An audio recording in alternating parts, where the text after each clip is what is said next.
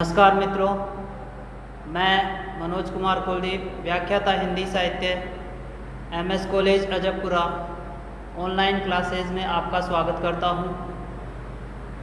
मित्रों, कल हमने पढ़ा हिंदी साहित्य प्रथम प्रश्न पत्र आदिकाल है भक्तिकाल, जो राजस्थान यूनिवर्सिटी के द्वारा जो निर्धारित सिलेबस है उसके बारे में हमने कल चर्चा की और थोड़ी सी जानकारी हिंदी साहित्य के कालों के बारे में हमने की। और आज हम पढ़ेंगे आदिकाल के बारे में पढ़ेंगे और इसकी समय सीमा 1000 ईस्वी से 1350 ईस्वी तक मानी जाती है, जबकि आचार्य रामचंद्र शुक्ल ने 1050 संवत से 1350 विक्रमी तक रखी है।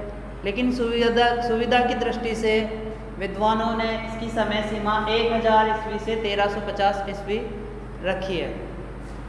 दोस्तों, बात करें हिंदी साहित्य के इतिहास को 4 भागों में बांटा गया है: आदिकाल, भक्तिकाल, रीतिकाल और आधुनिक काल। हमारे सिलेबस में आदिकाल और भक्तिकाल दिया गया है और हम उसी के बारे में चर्चा करेंगे। दोस्तों, कल मैंने बताया था कि जो टिप्पणी परक प्रश्न आते हैं उनमें आदिकाल और भक्तिकाल की प्रवृत्तियों से संबंधित आते हैं। तो आइए हम चर्चा करते हैं।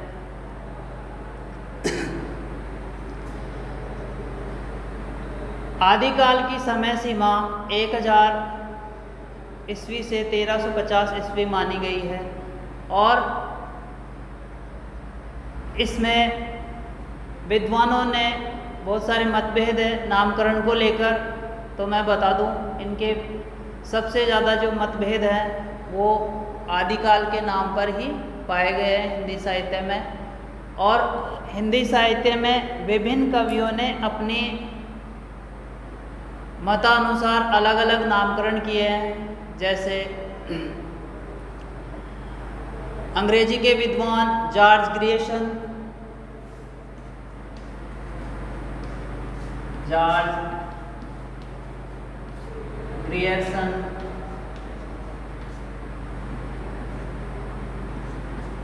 इन्होंने आदिकाल को चारण काल कहा है।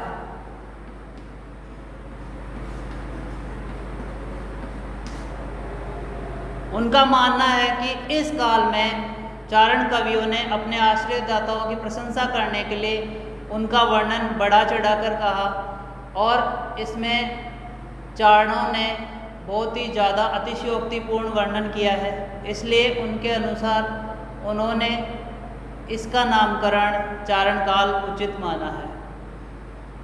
हिंदी के बहुत ही प्रकांड विद्वान हैं महावीर प्रसाद द्विवेदी।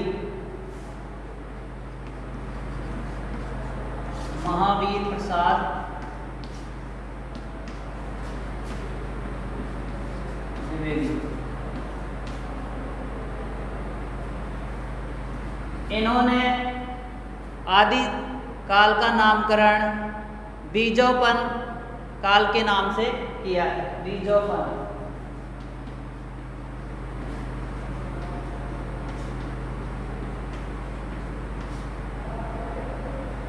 हिंदी साहित्य के बहुत ही प्रसिद्ध और हिंदी साहित्य के आलोचक और इतिहासकार आचार्य रामचंद्र शुक्ल के अनुसार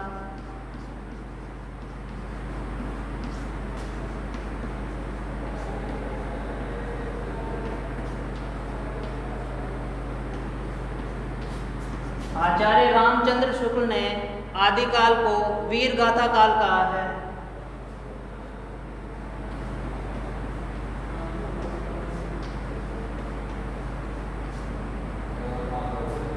आचार्य रामचंद्र शुक्ल के अनुसार उस काल में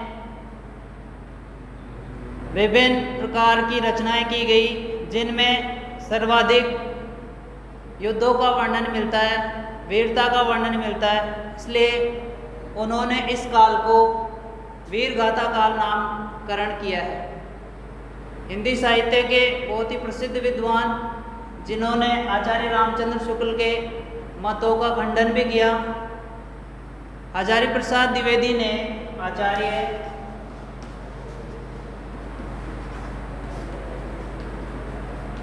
हजारी प्रसाद द्विवेदी। आचार्य हजारी प्रसाद द्विवेदी ने, जो हम आदिकाल नाम देखते हैं, आदिकाल सुनते हैं, वो नामकरण सर्वप्रथम आचार्य हजारी प्रसाद द्विवेदी ने दिया है।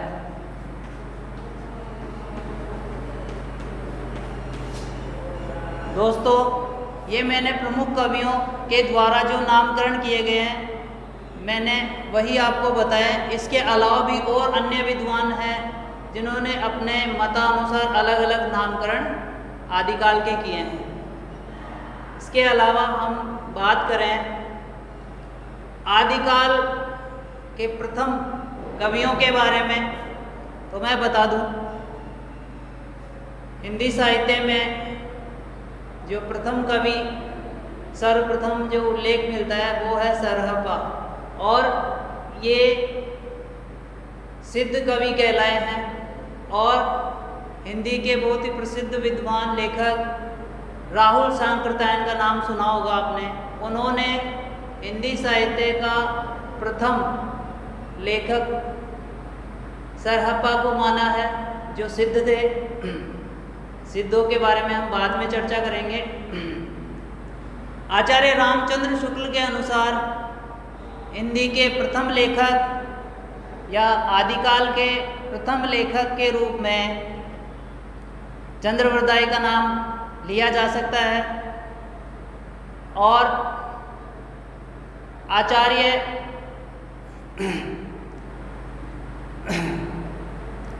डॉक्टर रामकुमार वर्मा के द्वारा आदिकाल का प्रथम कवि स्वयंभू को माना जाता है।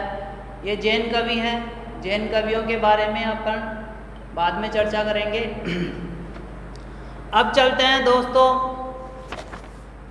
आदिकाल जो एग्जाम में सबसे इम्पोर्टेंट प्रश्न है वो है आदिकाल की प्रवृत्तियाँ।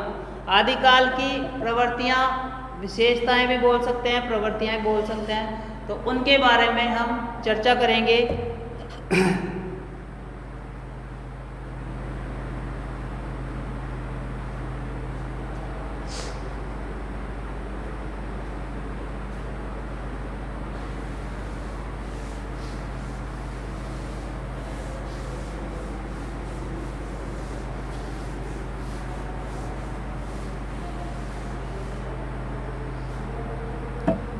सर्वप्रथम आदिकाल की जो प्रमुख प्रवृत्ति है उनमें है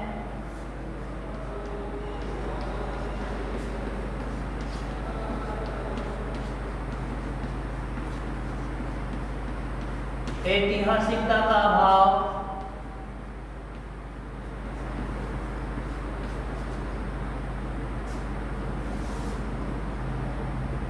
दोस्तों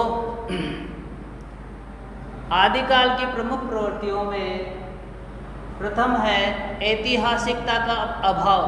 अर्थात आदिकाल में जितनी भी रचनाएं हैं, लगभग प्रमुखतः जितनी भी रचनाएं हैं, उनमें चारण कवियों की रचनाएं हैं। और चारण कवि अपने आश्रयदाताओं को प्रसन्न करने के लिए, उन्हें खुश करने के लिए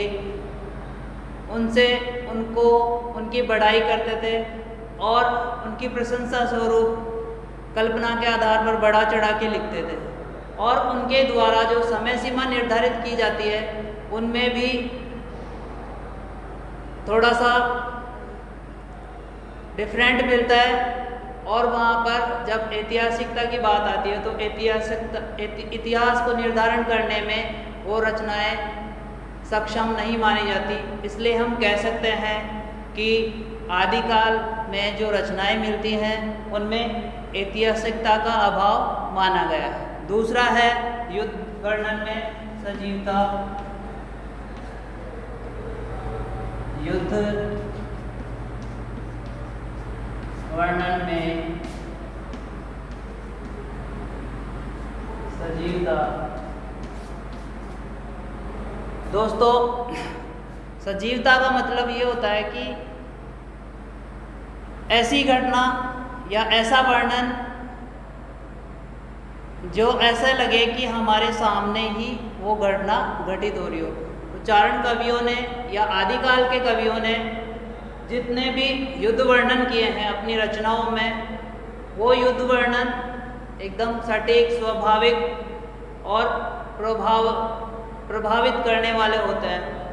और उनमें जो वर्णन मिलता है वो ऐसे लगता है जैसे हमारे सामने ही वो युद्ध चल रहा हो। इस प्रकार हम कह सकते हैं कि आदिकाल में कवियों के द्वारा जो युद्ध वर्णन मिलता है वो एकदम सजीव और आकर्षक लगता है।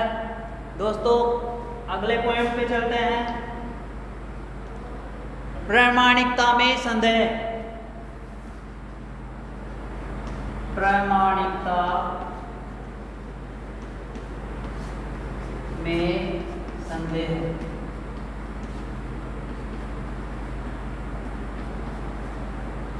आदिकाल में जो रचनाएं मिलती है वो प्रमाणिक नहीं मानी जाती। विभिन्न विद्वानों के द्वारा इस काल में जो रचनाएं हैं वो प्रमाणिक नहीं मानी जाती। उनमें समय सीमा सही नहीं बताई गई है और अपने राजाओं, आश्रयदाताओं का वर्णन भी बढ़ा चढ़ाकर किया है। और इस काल में रासो साहित्य में बहुत ही संदेह होता है, जिनमें एक रचना है पृथ्वीराज रासो, उस काल की सबसे बड़ी रचना और आचार्य रामचंद्र शुक्ल के अनुसार प्रथम रचना मानी गई है, लेकिन उसको भी उन्होंने जाली करार दिया है। और कुछ विद्वान इस रचना को अर्ध प्रमाणिक मानते हैं और कुछ विद्वान इसको प्रमाणिक मानते हैं। इस आधार पर हम कह सकते हैं कि उस काल में जो रचनाएं थी वो प्रमाणिक नहीं कही जा सकती। और अन्य एक ग्रंथ है कुमार रासो, उसके काल के निर्धारण में भी बहुत संदेह प्राप्त होता है। इसलिए हम कह सकते हैं कि इस काल में जो रचनाएं मिलती है उनका समय निर्धारण करने में या प्रमाणिकता साबित करने में असक्षम साबित होती है। अगले पॉइंट पर चले, वीर एवं श्रृंगार रस की प्रधानता। वीर रस एवं श्रृंगार रस की प्रधानता।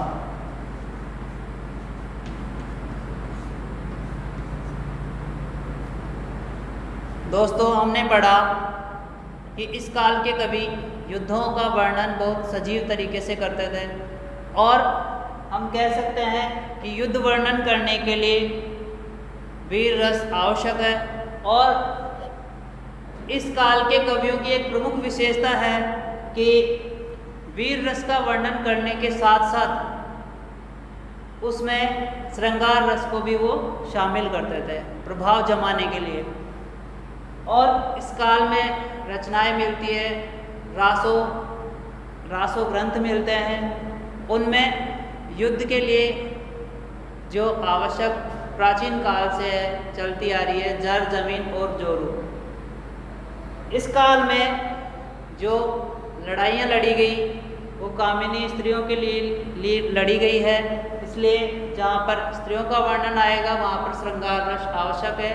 इसलिए उस काल के कवियों ने इसकी आवश्यकता समझते हुए राजाओं को आकर्षित करने के लिए किसी राजकुमारी का वर्णन बढ़ा चढ़ा के करते थे और उनमें उत्साह जगाने के लिए वीर रस का अपने काव्य में प्रयोग करते थे। इसलिए हम कह सकते हैं कि उस काल में रासो काव्य में या अन्य रचनाओं में वीर रस और श्रृंगार रस को प्रधानता मिलती है। दोस्तों अगले पॉइंट पे चलते हैं,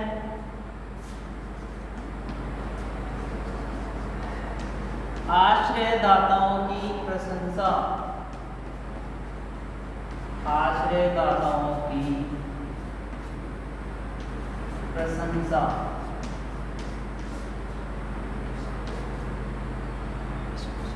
आश्रयदाताओं की प्रशंसा। दोस्तों, आपने सुना होगा कि हम जिसका खाते हैं उसी का ही गुणगान करते हैं। तो ये उस काल में भी ये सूक्ति लागू होती है। उस काल में जो चारण कवि थे वो अलग अलग राजाओं की शरण में रहते थे और उनको प्रभावित करने के लिए वो निरंतर उन्हें उत्साहित करने के लिए निरंतर काव्य रचना करते थे और उनको प्रसन्न करने के लिए मुक्तक रचनाओं का भी प्रयोग करते थे। वो अपने राजाओं, अपने आश्रयदाताओं का हमेशा गुणगान अपने काव्य में करते रहते थे और उनके भय की वजह से भी कि कहीं राजा हमें निकाल ना दे या आश्रय से वंचित ना कर दे, इसलिए वे कवि अपने आश्रयदाताओं की प्रशंसा करना ही उचित मानते थे और राजाओं को प्रसन्न रखने के लिए उनके सामने अनुचित बात या उनकी अवहेलना नहीं करते थे। इसलिए हम कह सकते हैं कि आदिकाल के जो कवि हैं वो अपने आश्रयदाताओं की प्रशंसा करते थे। दोस्तों, अगले पॉइंट में चलते हैं।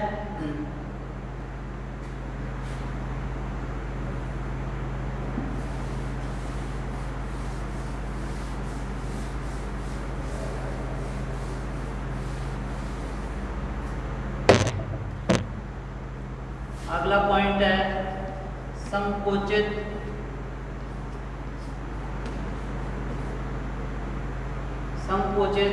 राष्ट्रीयता।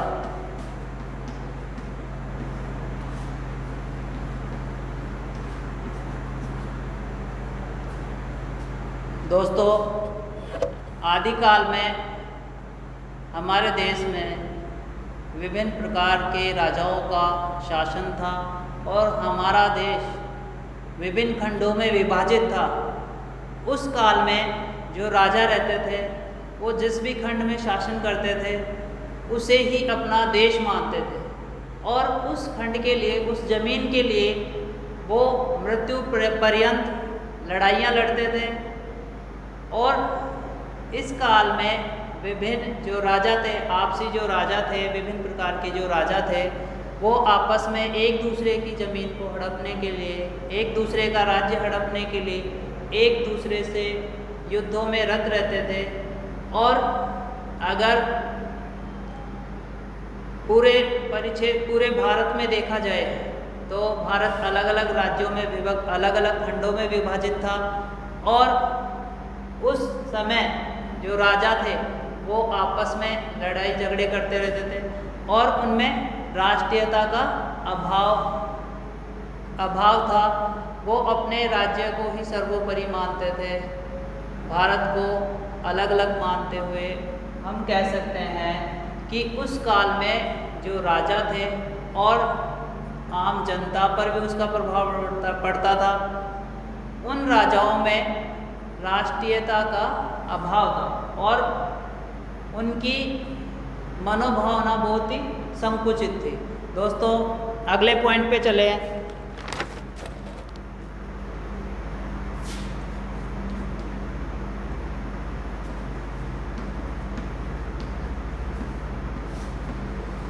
कल्पना की प्रचुरता,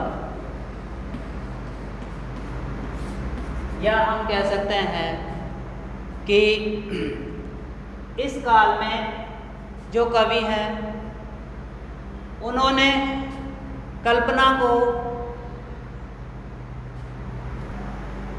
दोस्तों हमने पढ़ा कि आदिकाल में जो राजा थे उनकी मानसिकता बहुत ही संकुचित थी। और अपन बात करें अगले पॉइंट पे, कल्पना की प्रचुरता या अधिकता या प्रधानता, कुछ भी कह सकते हैं। इस काल के जो चारण कवि थे वो अपने राजाओं को प्रसन्न करने के लिए कल्पना के आधार पर भी बहुत सारी रचनाएं की हैं और उस काल के जो ग्रंथ हैं उन ग्रंथों में कल्पना के आधार पर कुछ ऐसी ऐसी घटनाएं बताई गई है कि हम उनको सही ढंग से उचित नहीं ठहरा सकते। जिस प्रकार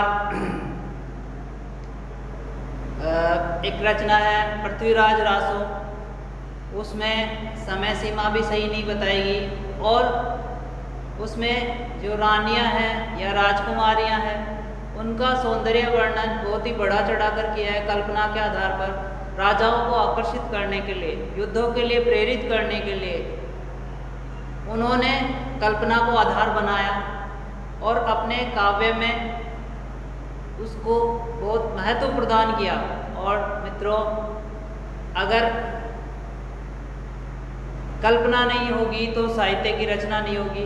हम कह सकते हैं कि उस काल के कवियों में कल्पना की अधिकता या प्रचुरता थी और कल्पना के आधार पर ही अपने राजाओं को प्रसन्नचित करने के लिए उन्होंने अपने काव्य में कल्पना को बढ़ावा दिया।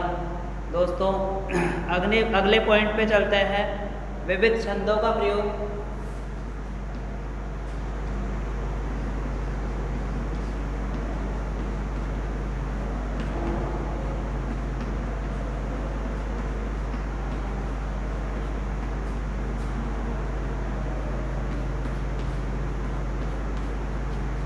विविध छंदों का प्रयोग। आदिकाल में विभिन्न प्रकार के छंदों का प्रयोग किया और इस काल में बहुत सारी रचनाएं की जिनमें अलग अलग छंदों का प्रयोग किया गया है, जिनमें रासो साहित्य में विभिन्न प्रकार के छंदों का प्रयोग किया गया, जैसे दोहा है, गाथा है, तोमर है, तोटक है, रोला। और उस काल के कवियों में जो चंद्रवरदाई है वो छंदों के सम्राट कहलाते हैं और उस काल की रचना पृथ्वीराज रासो, उसको छंदों का अजायब घर भी कहा गया है। इस काल में विभिन्न प्रकार के छंदों का प्रयोग किया और आचार्य हजारी प्रसाद द्विवेदी के द्वारा रासो छंद का महत्व प्रदर्शित करने के लिए उन्होंने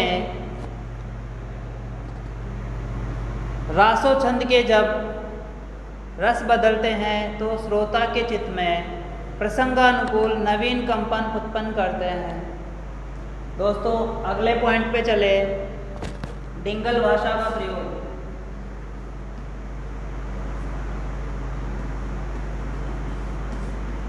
डिंगल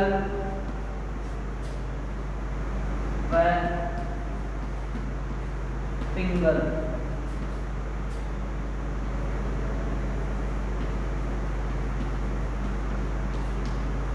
भाषा का प्रयोग। डिंगल व पिंगल भाषा का प्रयोग। आदिकाल में डिंगल व पिंगल भाषा का प्रयोग बहुत ही अधिक मात्रा में किया गया। दोस्तों, राजस्थानी साहित्य में डिंगल भाषा को अधिक महत्व दिया गया है और छंदबद्ध करने के लिए पिंगल भाषा का प्रयोग किया गया है। मित्रों, मैं आपको बता दूं कि डिंगल व पिंगल भाषा है क्या, तो देखते हैं। डिंगल जो भाषा है उसमें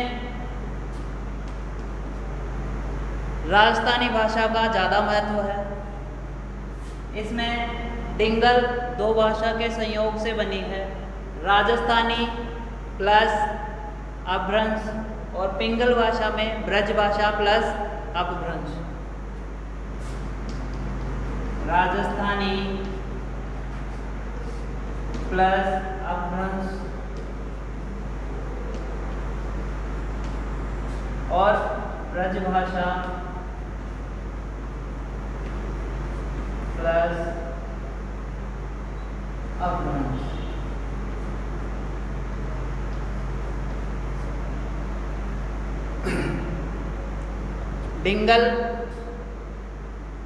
डिंगल भाषा का प्रयोग गद्य साहित्य में अधिक किया गया और पिंगल भाषा का प्रयोग पद्य साहित्य में अधिक किया जाता है। राजस्थान में जितने भी साहित्य हैं उनमें डिंगल भाषा का प्रयोग अधिक मिलता है। तो हम कह सकते हैं कि आदिकाल में डिंगल व पिंगल भाषा का प्रयोग अधिक किया गया है। अब अगले पॉइंट पे चलते हैं, अलंकारों का स्वाभाविक प्रयोग। अगला पॉइंट है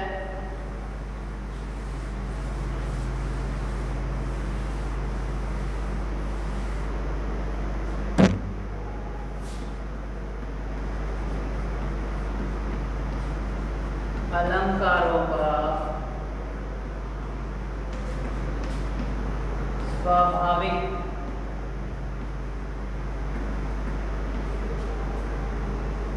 प्रयोग।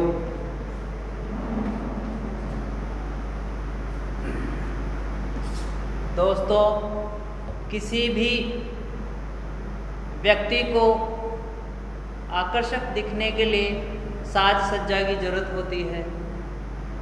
उसी प्रकार किसी भी काव्य को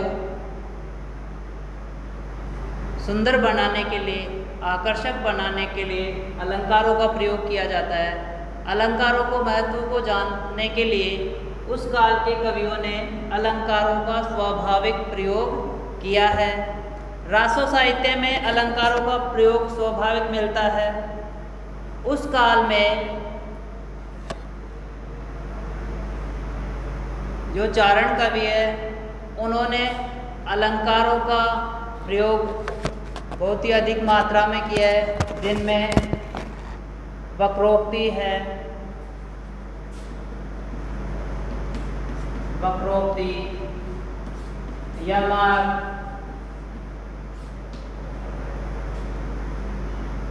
अतिशयोक्ति,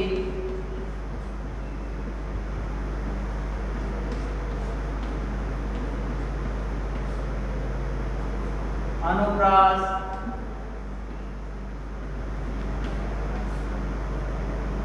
श्लेष, उपमा। ये कुछ प्रमुख अलंकार हैं जिनका प्रयोग उस काल के चारण कवियों द्वारा किया गया। दोस्तों, हम जब अगली क्लास होगी तो उसमें अलंकारों की भी चर्चा करेंगे। आज के लिए इतना ही। बाकी हम आदिकाल को साहित्यिक आधार पे 3 कालों में बांटा गया है: धार्मिक साहित्य, लौकिक साहित्य और रासो साहित्य। इनकी चर्चा हम अगली क्लास में करेंगे और उनकी प्रवृत्तियों के बारे में भी हम चर्चा करेंगे। धन्यवाद।